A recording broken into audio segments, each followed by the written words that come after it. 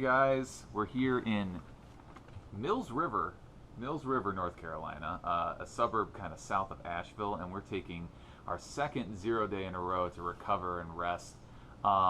We are being hosted by the wonderful, she's off camera, you can't see her, but her name is Krista, and her boyfriend Keenan, and they've been wonderful trail angels for us. But we're coming to you to answer some questions that were asked online.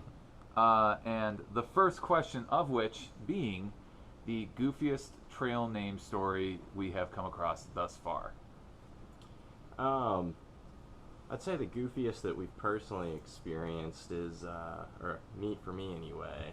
I'm Scuba, by the way. I haven't really talked to the camera very much, but y'all might see me hiking in the back. But we're in a shelter in the Smokies, and there was a girl there without a trail name, and she just had this big stack of books with her, and we were in awe just because she was carrying all that weight, and to her she said it was worth it.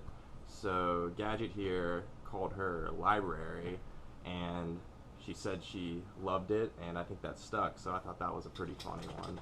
Yeah, I think her books, one of them had like a hardcover to it, which is just like, whoa, a hardcover book that's ounces, grams, whatever, through hiker stuff. But I gotta say, the goofiest trail story I've heard was when we were at Blue Mountain Shelter all the way back in Georgia. It was like one of our last shelters in Georgia, and we came across this one through hiker, and she had come up from the water source and was carrying like a 3-liter bottle in one hand, a 1 liter, and then another 1 liter. She had like 5 liters of water total on her, and that's just a lot of water. So we and she had a cactus like colored shirt, so we called her Cactus because of all the water. But I guess, when you tell them back, they don't sound quite as cool. But at the moment, it was really, really funny, and we laughed about it. But anyway, question number 2.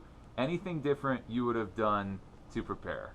I'll answer this one first, just for diversity. But I really don't think that preparation is something that I look back on and think that, oh man, I really wish I would have done something differently or brought something else, because I've learned absolutely everything about how to survive out here whilst on the trail. And it's not something that you feel like you are failing at, because everybody is failing simultaneously. Like, people are learning that they needed a different filter or a different this and that. And I've replaced a couple things, but I don't think that I could have done anything else to prepare. I don't know about you. Yeah, I did a lot of hiking, and I feel like that gave me an edge over people at the beginning, but really, you learn on the hike, and I guess the biggest thing I've learned with is food and dinners and the appropriate amount to carry and that type of thing. So, I guess in relation to that, what's your favorite piece of gear?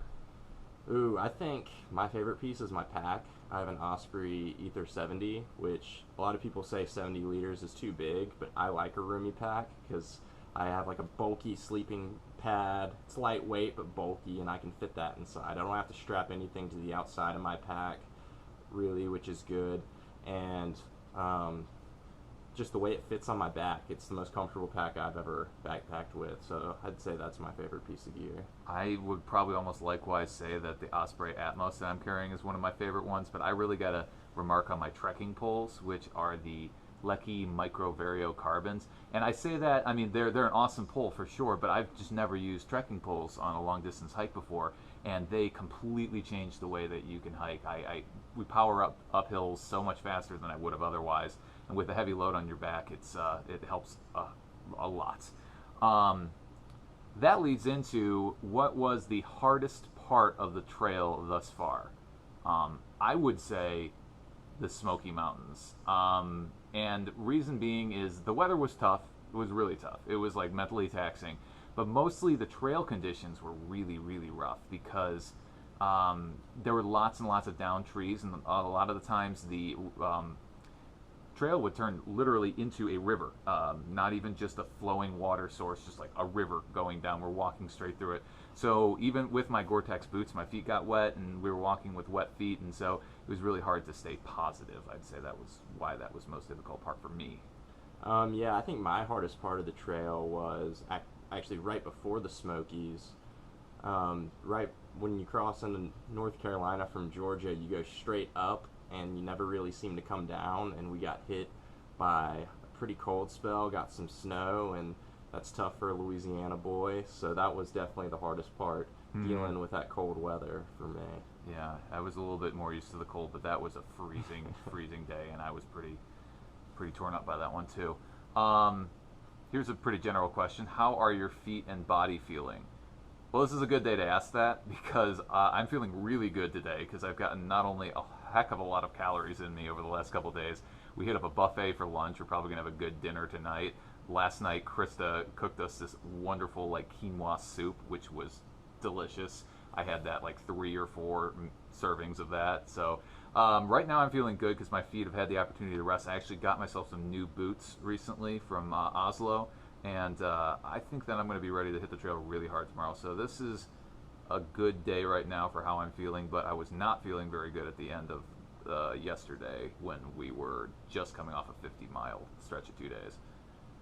Yeah, I'm feeling pretty good too. The bottom of my feet after those couple of days, particularly like Gadget said, hiking with the wet feet, with the bad weather and the Smokies, got a few blisters, but other than that, I'm feeling good. The last day into Hot Springs, the uphills didn't really seem to phase me at all, and they didn't really slow us down either. So I think we're starting to get our trail legs under us and feeling great physically now. Mm-hmm. Yeah, Tennessee was is a relief, to be honest. Not as many rocks, but it sure still does have those uphills. But we're hitting them hard now. Last question: how do you rest during the day?